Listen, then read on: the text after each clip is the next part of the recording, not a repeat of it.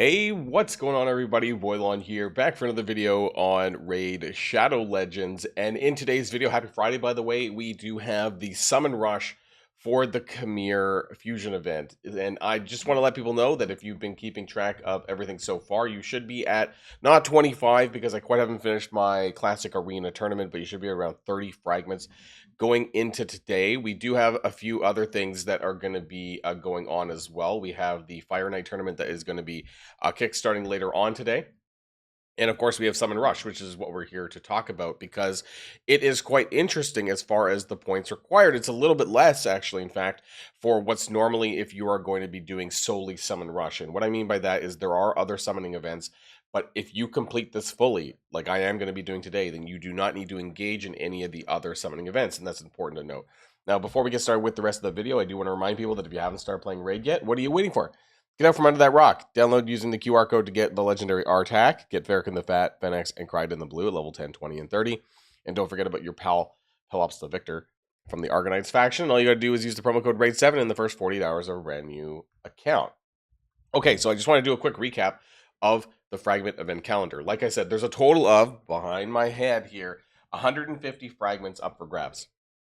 Now, without including the leaderboard, that's 130, which is still a surplus of 30, right? So the Champion Chase tournament gives 15. Summon Rush 2 gives 15. So as long as you clear everything else, you'll be no problem and you'll be able to get this all done, which means that if you get all 20 from today's Summon Rush, you can skip Summon Rush 2, you can skip Champion Chase and do everything else and you're gravy. Now, you got to make sure that you have the available resources to do everything else, the Champion Training, the silver for gear enhancement, energy and whatnot for gear hunters and such. So you got to do all that. But nonetheless, that's still pretty good. And this is probably an extremely generous Summon Rush and Fusion. Maybe because it's a fragment, I'm not sure. Now, as far as the points available, the first 5 is going to be at 2,050, 2,800, 3,500, and then 5,100. Normally, this is like somewhere between 6,000, 6,100, and like 6,300. That's normally where it's at. So they've decided to put the fragments about a 1,000 points early, which is great because that's like 2 sacred shards worth of points. So this is basically 10 sacred shards and some change in order to get that. And that more or less clears the fusion for you as far as summoning goes, which might sound steep for some people, but you know, that's normally the average range would be somewhere between 10 and like 15 sacreds to get fusions done. So I think by and large, and I let people know that you do not need to do this entirely with sacred shards. If you don't have that, it's not a problem.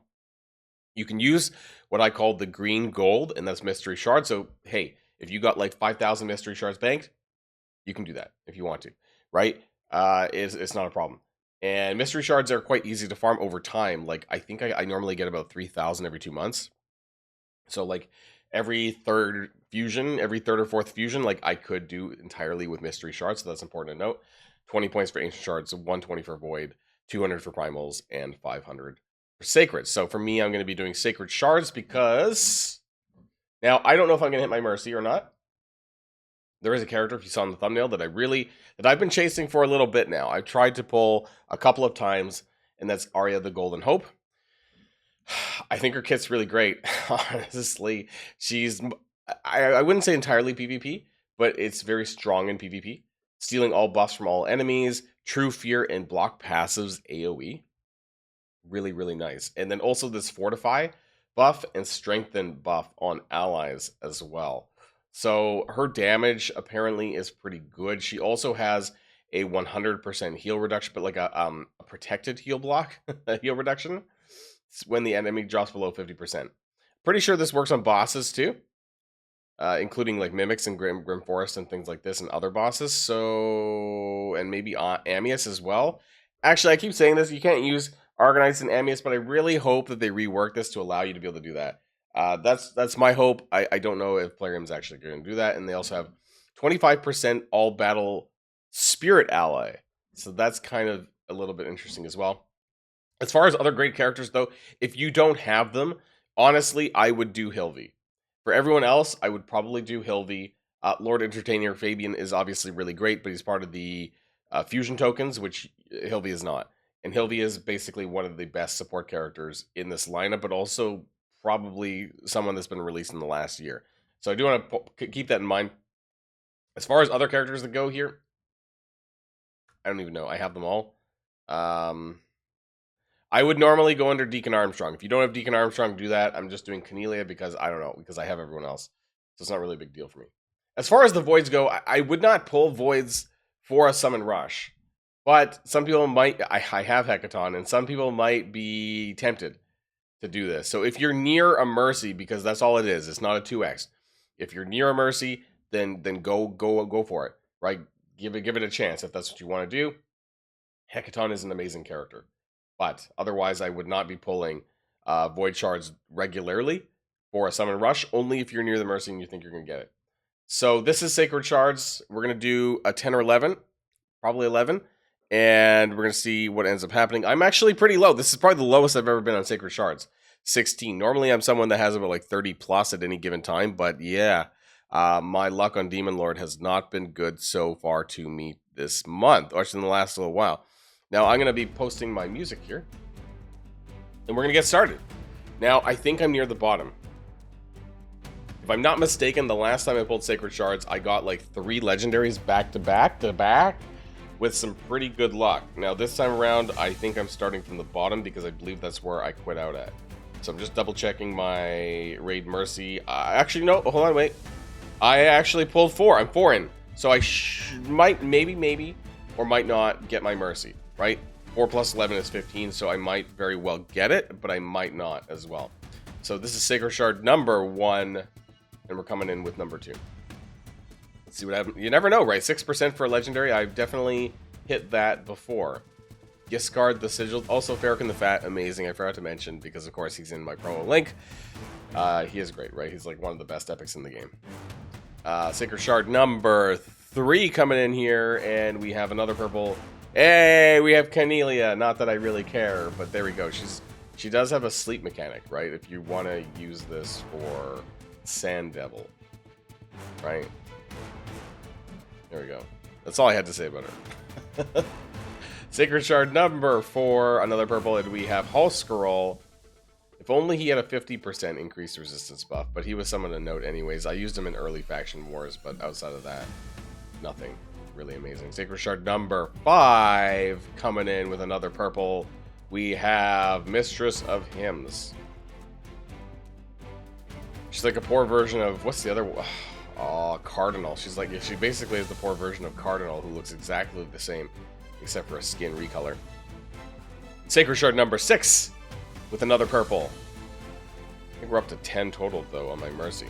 Skull Crusher is actually pretty good. So he is one of few characters who actually has an AoE all allies counterattack buff, which is pretty unusual. A lot of people used to use him for like early Demon Lord, but I mean, obviously it's been a very long time since he's been out. Just wanted to point that out in case anyone does get him. Okay, Sacred Shard number 6. Getting closer to that Mercy.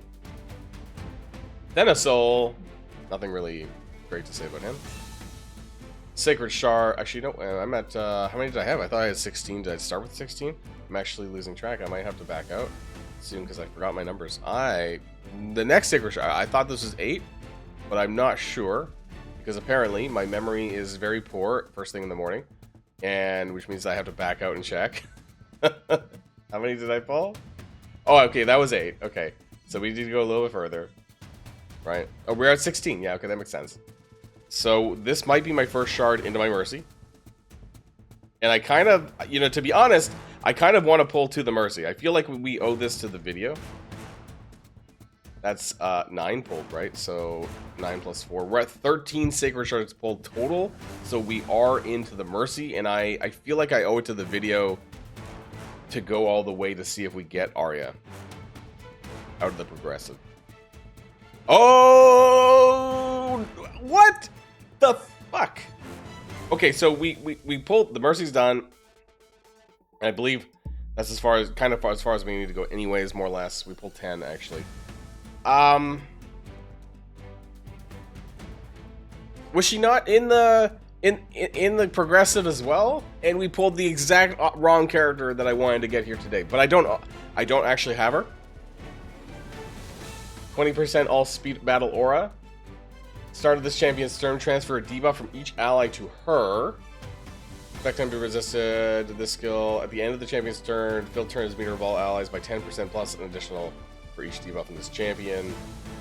She doesn't cleanse her own debuffs though. Revives a single ally with 100%. Fully resets cooldowns of skills. Heals. 60% increased defense and speed buff. Okay, cool. On a cooldown of 3 with books. Transfers all debuffs from this champion to the target. Okay, so she's meant to like basically take all the debuffs from the allies and then chuck it with the A1.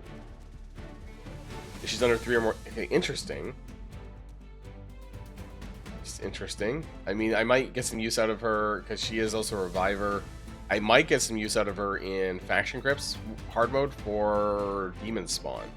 But I'm pretty sure she fucking was too. She was in the progressive and it wasn't ARIA. Okay, this is really frustrating, and this is the second or third time that I have failed to pull ARIA. But we did get we didn't get everything. But I'm honestly just going to bridge the gap there with mystery shards. I don't want to pull another sacred, especially since we have already gotten to the mercy and the legendary that I did not get.